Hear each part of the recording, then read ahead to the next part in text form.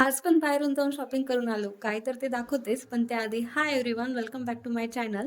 तर आता जायचं होतं मला हळदी-कुंकवाला. त्याच्या आधी बाहेर गेले होते शॉपिंग करायला आणि मग अशी साडी घातली पटकन आणि आता फेसचा मेकअप तर बाकीच आहे आणि अशा वेळी जेव्हा आपल्याला झटपट आवरायचं असतं, तेव्हा लगेच माझ्या लक्षात आलं, की आता बेबी क्रीम यूज करावी. तर थोडीफार बेबी क्रीम घेतली, ती माझ्या फेसवरती अशी डॉट-डॉट करून लावली आणि त्यानंतर आता फेसला जे ड्रायनेस असेल किंवा मी फेस वॉश केला नव्हता, कारण की खूप गडबड होती.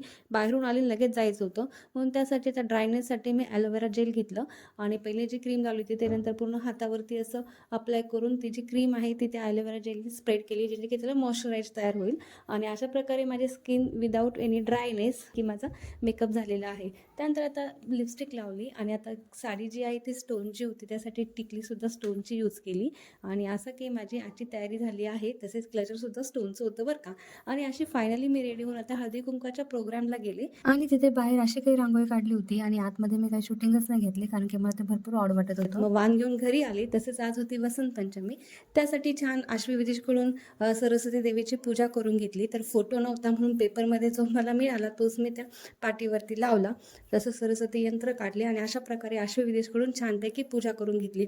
तसेच आजच्या या सरस्वती पूजनाला पिवळ्या रंगाचा मान आहे असं माझ्या ताईंनी मला सांगितलं. त्याच्यामध्ये की आम्ही तसंच पिवळी हळद, पिवळं फूल आणि तसंच पेढासुद्धा आणला होता. तो पण पिवळ्याच कलरचा. त्याचं आश्वेदिशला त्यांनी द्यायला लावला होता. मग त्याचाच आम्ही नैवेद्य वगैरे दाखवला. त्यानंतर आश्वेदिशसुद्धा हे पेढा वगैरे खाल्ला. तसेच त्यानंतर आता 108 वेळेस ओम ऐं सरस्वती नमः ह्या मंत्राचा मी जप केला आणि ते जे पाणी होतं ते आश्वेदिशला प्यायला द्यायचं होतं. म्हणजे असं आपल्या घरात जे लहान मुलं आहे त्यांच्याकडून अशी पूजा करून घ्यायची किंवा त्यांना जर मंत्र येत नसेल तर आपण तो मंत्र म्हणून ते पाणी त्यांना द्यायचं. तसेच आजच्या दिवशी ऐं हे त्यांच्या जिभेवर सुद्धा मधाने काढायचं असं सांगितलं होतं ताईंनी.